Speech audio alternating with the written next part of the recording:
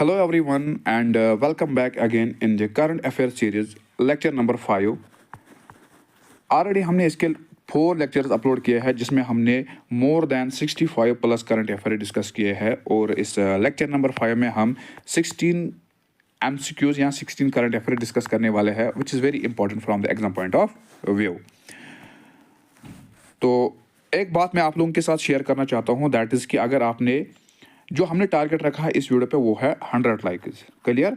तो अगर आपने इस वीडियो को 100 लाइक यानी जो टारगेट हमने रखा है इस टारगेट को अचीव करने में हमारी हेल्प की, तो आपके लिए एक स्पेशल ऑफर है, दैट इज़ कि अगर किसी को ये PDF चाहिए, चाहे वो लड़का हो या लड़की हो, अगर किसी को ये PDF चाहिए तो वो मुझे व्हाट्सअप कर सकता है, दैट इज 6000524409 यानी जितने भी हमने करंट अफेयर्स अभी तक डिस्कस किए हैं इनकी PDFs मेरे पास अवेलेबल है। अगर किसी को चाहिए तो I can send him, but the thing is that कि आपको इसके लिए 50 रुपये पे करने होंगे। क्लियर? यानी आपको 50 रुपये पे करने होंगे।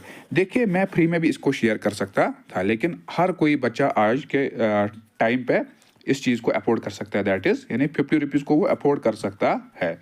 तो देखिए, मैं फ्री में भी शेयर कर सकता था, लेकिन अगर किसी को फ्री में कुछ मिलता है, मान के चलो किसी को कोई फ्री में मोबाइल मिल गया है, कार मिल गई, बाइक मिल गई, ठीक है, तो वो उस चीज़ की कदर नहीं करता। जब उसको उस चीज़ के लिए पैसे देने पड़ते हैं, खुद से पैसे खर्च करने पड़ते हैं, तो उसको इस चीज़ की फिक्र रहती है। क्लियर?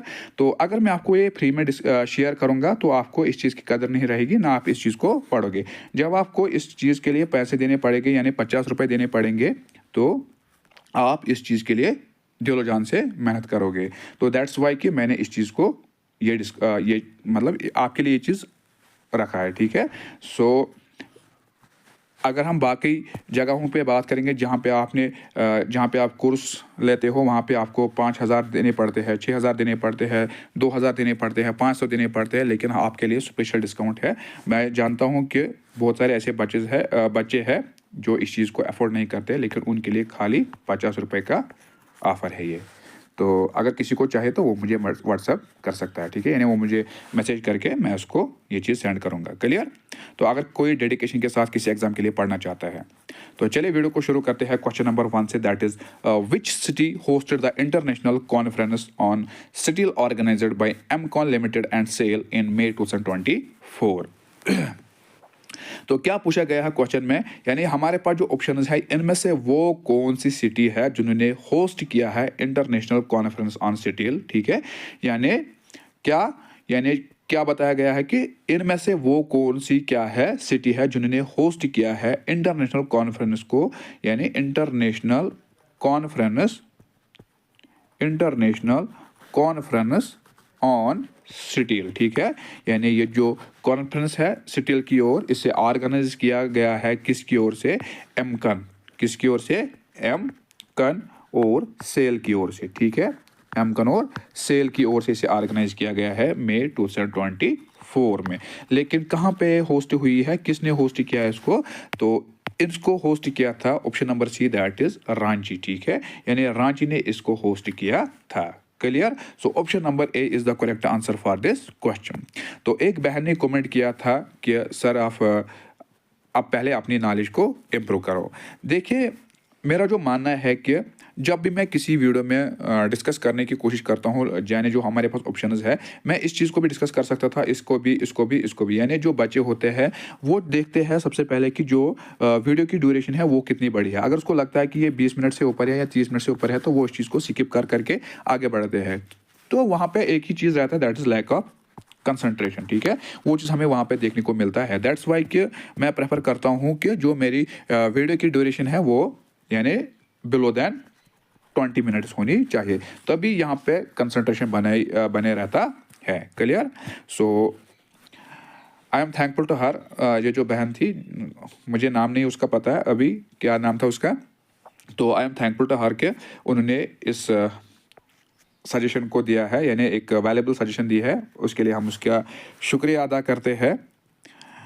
और गलतियाँ होती रहती है। मैंने उस वीडियो में कहा था फॉरेन मिनिस्टर, तो इंसान से गलती होती रहती है। मैं कोई फरिश्ता नहीं हूँ कि मेरे से गलती नहीं होगा, ठीक है। तो मुझे पता था वो फाइनेंस मिनिस्टर है, लेकिन गलती से निकल गया उधर foreign minister, so I apologise for that. तो इंसान से ही गलती होती रहती है। So option number C is the correct answer for this question. तो इसके अलावा हम एमकन की बात करेंगे। एमकन का मतलब होता है मेटलर्जिकल एंड इंजीनियरिंग, ठीक है, इंजीनियरिंग कंसल्टेंट्स लिमिटेड, ये चीज़ आप याद रखें, ठीक है। तो इसे सेटअप किया गया था इन द ईयर ऑफ 1959 में, क्लियर। तो इसकी अगर हम हेड क्वार्टर्स की बात करेंगे, हेड क्वार्टर्स कहाँ पे है, ये है रांची झारखंड में, क्लियर, ये चीज़ भी आप याद रखें। तो चेयरमैन की अगर बात करेंगे, चेयरमैन कौन है एमगन के, तो जो इसके चेयरमैन है वो है कौन, संजय कुमार वर्मा, ठीक है, ये चीज़ भी आप याद रखिए। तो इसके अलावा अगर हम सेल की बात करेंगे, सेल का मतलब क्या होता है, सेल का मतलब होता है steel authority of India limited. इसको बनाया गया था, यानी इसे सेटअप किया गया था 1972 में, अंडर क्या, किसके तहत, यानी जो कंपनीज एक्ट था, क्या, कंपनीज एक्ट ऑफ 1956 के तहत, ठीक है, ये चीज़ भी आप याद रखिए, क्लियर। लेकिन ऑफिशियली इसे एनफोर्स कब किया गया था, वो किया गया था 24 जनवरी 1973 में। तो इसके हेड क्वार्टर्स की बात करेंगे, वो कहाँ पे है, वो है न्यू दिल्ली में, क्लियर। और इसके अलावा अगर हम बात करेंगे, जो इसके चेयरमैन है सेल के, यानी steel authority of India limited, इसके जो चेयरमैन है वो है अमर इंदु प्रकाश, ये चीज़ आप याद रखिए, ओके। तो आगे बढ़ते हैं क्वेश्चन नंबर 2 की ओर। Which country has assumed the chair of the Colombo Process for the term 2024 to 2026। तो किस कंट्री ने एज्यूम किया है चेयर ऑफ कोलंबो प्रोसेस। तो अगर हम कोलंबो प्रोसेस की बात करेंगे, क्या है ये कोलंबो प्रोसेस। तो कोलंबो प्रोसेस जो है ये एक रीजनल फोरम है। क्या है ये, रीजनल फोरम, क्या है ये, रीजनल फोरम। तो इस जो रीजनल फोरम है, इसका एम क्या है, क्या है इसका एम। तो इसका एम जो है वो है कि to improve cooperation in migrants issue in Asia, यानी आयशा में जितने भी, यानी आयशा कंटिनेंट जो है, इसमें जितने भी माइग्रेंट इशू है उनको मैं इम्प्रूव करना, उनमें कोऑपरेशन, ठीक है, कोऑपरेशन को एनहांस करना, ये चीज इसका एम है।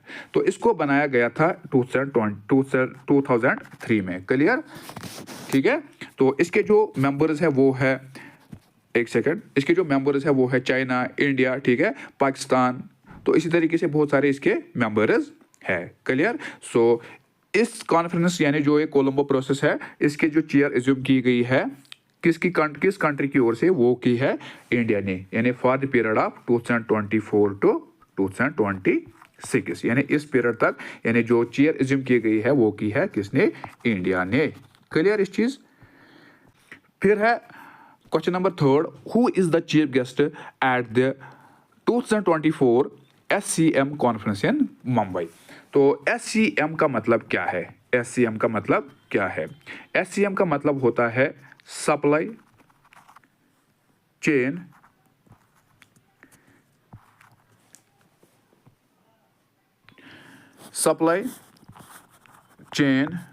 मैनेजमेंट। क्या है इसका मतलब, सप्लाई चेन मैनेजमेंट, क्लियर। तो इसकी जो कॉन्फ्रेंस हुई थी मुंबई में, इसके चीफ गेस्ट कौन थे, क्या सचिन तेंदुलकर थे, अजीत अगरकर थे, सौरव गंगोली थे, या फिर कपिल देव थे। तो इस क्वेश्चन का जो करेक्ट आंसर रहेगा वो रहेगा ऑप्शन नंबर क्या, सी, दैट इज सौरव गंगोली। यानी जो SCM की जो कॉन्फ्रेंस हुई थी 2024 में, यानी मुंबई में, उस टाइम पे जो इसके चीफ गेस्ट थे वो थे सौरव गंगोली, ठीक है। और इसकी अगर हम बात करेंगे, यानी जो SCM है, इसे बनाया गया था किसकी ओर से, उसका नाम था केथ ओलिवर, क्या, केथ ओलिवर। लेकिन कब इन्होंने बनाया था इसको, 1982 में, क्लियर, ये चीज भी आप याद रखिए। So option number C is the correct answer for this question. So question number 4 की ओर बढ़ेंगे, वो है कि where was the first networking event of the Department of Telecommunication DoT's Sangam digital twin initiative held. तो कहाँ पे इसको हेल्ड किया गया था, क्लियर, यानी इस इनिशिएटिव को कहाँ पे हेल्ड किया गया था? क्या इससे PES यूनिवर्सिटी बेंगलोर में किया गया था, T hub Hyderabad, IIT Delhi या IIT मुंबई? तो इस क्वेश्चन का जो करेक्ट आंसर रहेगा वो रहेगा option number C, that is IIT Delhi. तो IIT दिल्ली में इस चीज को क्या किया गया था? हेल्ड किया गया था। क्लियर, ये चीज भी आप याद रखिए।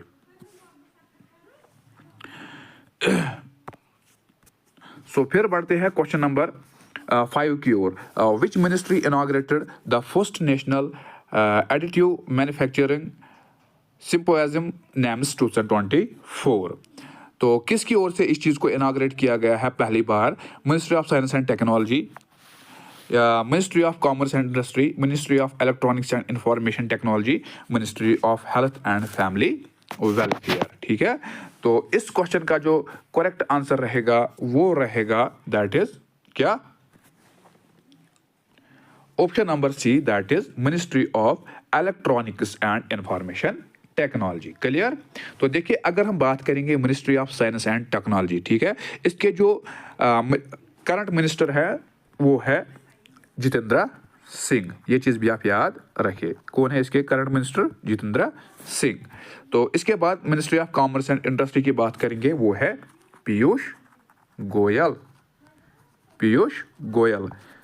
फिर है ministry of electronics and information technology. ठीक है, तो इसके जो मिनिस्टर है वो है श्री ज्योतिरादित्य एम सिकंदा।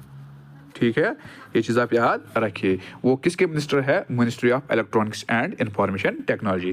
फिर आता है ministry of health and family welfare. तो इसके जो मिनिस्टर है वो है जगत प्रकाश नंदा। क्या है? Jagat Prakash Nanda. Option number C is the correct answer for this question, that is ministry of electronics information and technology. तो आगे बढ़ते हैं क्वेश्चन नंबर 6 की ओर, that is name the conference organized by the central council for research in yoga and naturopathy in collaboration with Vyasa university in observance of the international day of yoga 2024। तो क्या पूछा गया है कि नेम द कॉन्फ्रेंस, यानी हमें बताना है कि नाम इस कॉन्फ्रेंस का जिसे ऑर्गेनाइज किया गया था किसकी ओर से? Central council for research in yoga and naturopathy in collaboration. ठीक है, विथ किसके साथ? Vyasa university in observance of the international day of yoga 2024। तो हमारे पास जो ऑप्शन है वो है yoga for health, yoga for space, yoga for peace, yoga for society. तो इस क्वेश्चन का जो करेक्ट आंसर रहेगा वो रहेगा option number B, that is yoga for peace. Clear, so option number B is the correct answer for this question, that is yoga for space, not peace, sorry, yoga for space. Option number B is the correct answer for this question. So question number 7, that is which ministry is organizing the conference titled India's Progressive Path in Administration of Criminal Justice System to generate awareness about a new criminal law? तो किस ministry की ओर से organise किया गया है conference जिसे नाम दिया गया है इंडियाज प्रोग्रेसिव पाथ, किसमें? In the administration of criminal justice system. Clear, यानी टू जनरेट, यानी लोगों को अवेयर करना, यानी टू जनरेट अवेयरनेस, यानी इस ऑर्गेनाइजेशन या इस कॉन्फ्रेंस का जो एम है वो क्या है? To generate awareness about the new criminal laws. ठीक है, यानी लोगों को अवेयर करना किसके बारे में? यानी लोगों को अवेयर करना नए क्रिमिनल लॉज के बारे में, वो इस कॉन्फ्रेंस का या वो ऑर्गेनाइजिंग, ठीक है, यानी वो इस कॉन्फ्रेंस का मोटिव है। क्लियर, तो किस मिनिस्ट्री की ओर से इस कॉन्फ्रेंस को क्या किया गया है? क्या किया गया है? ऑर्गेनाइज किया गया है। क्लियर, क्या ministry of law and justice, ministry of home affairs, ministry of human resource development and ministry of social justice and empowerment. ठीक है, तो इस क्वेश्चन का जो करेक्ट आंसर रहेगा वो रहेगा option number A, that is ministry of law and justice. तो ministry of law and justice की अगर बात करेंगे, जो इसके मिनिस्टर है वो है श्री अर्जुन राम मेघवाल। ठीक है, कौन है? Arjun Ram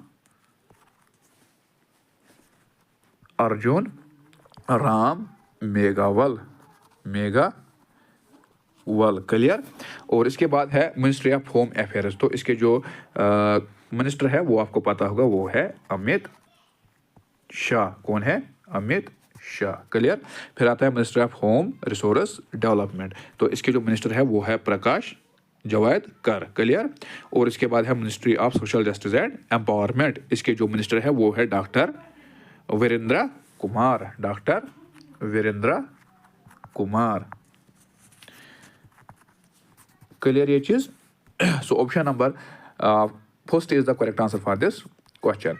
Question number 8 is that is which city in the United Arab Emirates hosted the 16th World Future Energy Summit in April 2024?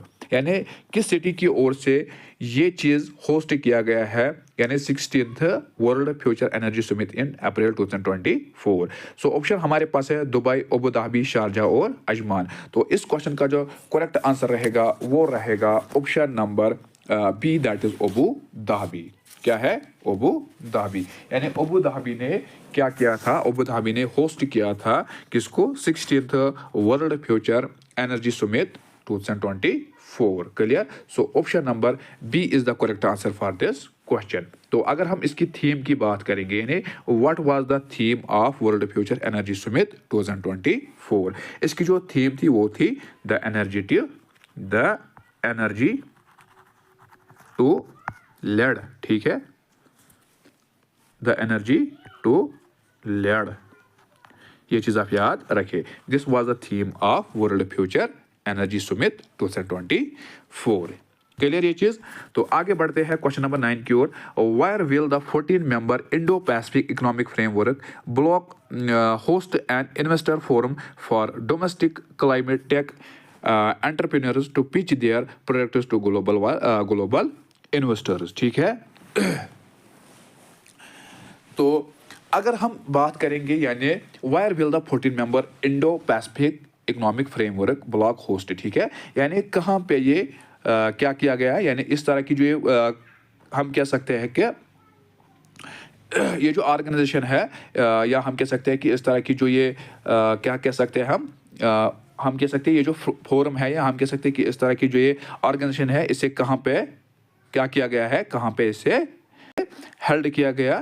तो क्या पूछा गया क्वेश्चन में कि wire will the 14 member Indo Pacific framework bloc host, ठीक है, यानी कहाँ पे इसे होस्ट किया गया, कहाँ पे इसे हेल्ड किया गया है। An investor forum for domestic climate tech entrepreneurs, ठीक है, किसके लिए? डोमेस्टिक क्लाइमेट टेक एंटरप्रेन्योर्स के लिए, to pitch their products to global investors. ठीक है। तो कहाँ पे इसे होस्ट किया गया? वो किया गया है option number A, that is Singapore में। क्लियर। कहां पे से? सिंगापुर में। So option number C is the B, A is the correct answer for this question. तो अगर हम इसकी बात करेंगे, जो ये इंडो पैसिफिक इकोनॉमिक फोरम है, क्या फ्रेमवर्क है, या ये भी कह सकते हैं या फोरम है ये, तो इसको बनाया गया था कब? 2022 में, यानी इन द ईयर ऑफ 222 में, बाय एन अमेरिकन प्रेसिडेंट जिसका नाम था जो बाइडेन। ठीक है, यानी जो बाइडेन जिसका नाम था, उसकी ओर से इसको बनाया गया था। क्लियर। तो इसके जो मेंबर्स है वो है ऑस्ट्रेलिया है, इंडोनेशिया है, जापान है, ठीक है, न्यूजीलैंड है, इंडिया है, Singapore, Thailand, Vietnam, Malaysia, Philippines. तो बहुत सारे ऐसे मेंबर्स है। तो करंटली अगर हम बात करेंगे, इसके 13 मेंबर्स है इंक्लूडिंग यूएसए। क्लियर। यानी कुल मिला के कितने हो गए?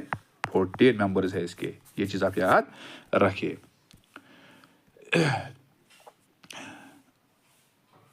तो आगे बढ़ते हैं क्वेश्चन नंबर 10 की ओर। What was the theme of मेगायन 24 the meteorological and oceanographic seminar? तो क्या थीम थी जो मेगायन 24 था, ठीक है, यानी जिसे कंडक्ट किया गया था किसकी ओर से? दो ऑर्गेनाइजेशंस की ओर से। तो एक था इनमें से, वो था इनमैक, INMAC। क्या था? इनमैक। तो इनमैक का मतलब क्या है? Indian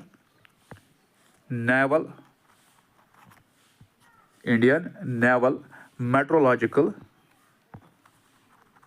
analysis centre. पेन जो है ये सही तरीके से काम नहीं कर रहा है, इस वजह से थोड़ा सा ये लिखने में प्रॉब्लम आ रही है, ठीक है। और दूसरा है इनमैक और दूसरा था एसनॉम, ठीक है, एसनॉम। तो एसनॉम का मतलब क्या है? Southern naval command. क्या है इसका?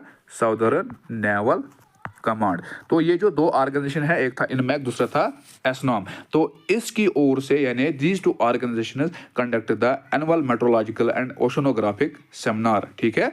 तो जो ये सेमिनार था इसका थीम क्या था? यानी दो ऑर्गेनाइजेशन की ओर से इसे कंडक्ट किया गया था, एक था इनमैक, ठीक है, इनमैक, दूसरा था एसनॉम, ठीक है। तो ये जो दो ऑर्गेनाइजेशन है इनकी ओर से इसको कंडक्ट किया गया था। क्या?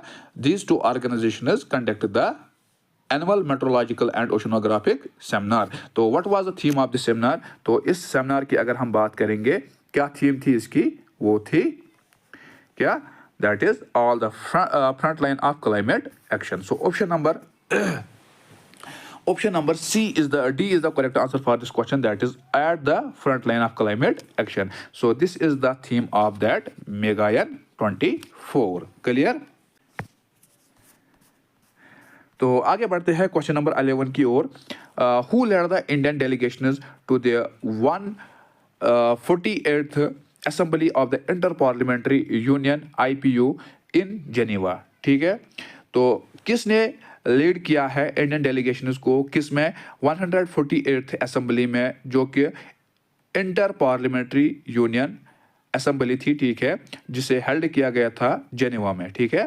तो इंडिया की ओर से किसने इस चीज को लीड किया था? यानी किसकी ओर से इसे क्या किया गया है? किसकी ओर से इसे लीड किया गया? क्या ministry of earth science, ministry of external affairs, ठीक है, ministry of environment forest and climate change, ठीक है, या फिर हम कह सकते हैं ministry of science and technology.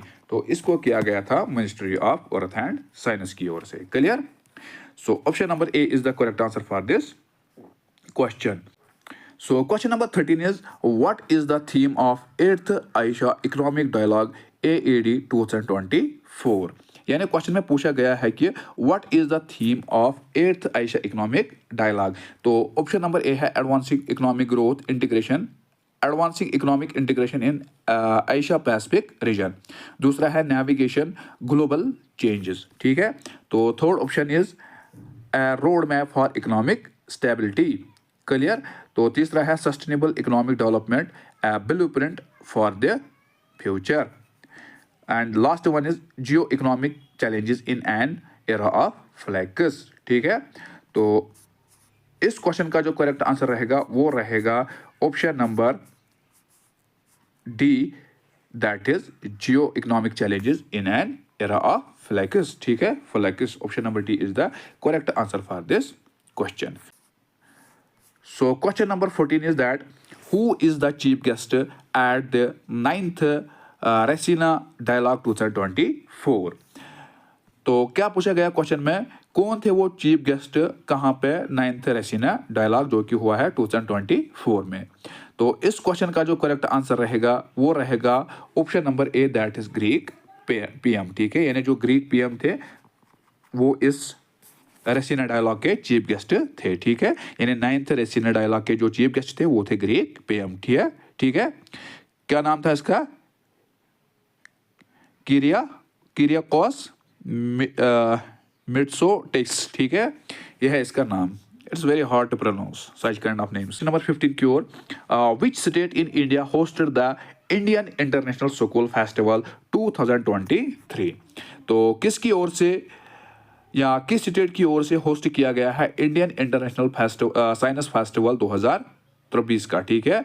तो उत्तर प्रदेश, हरियाणा, राजस्थान और पंजाब की ओर से। तो इससे होस्ट किया गया है option number B, that is Haryana, ठीक है। यानी हरियाणा ने 2023, ठीक है, 2023 में हम कह सकते हैं।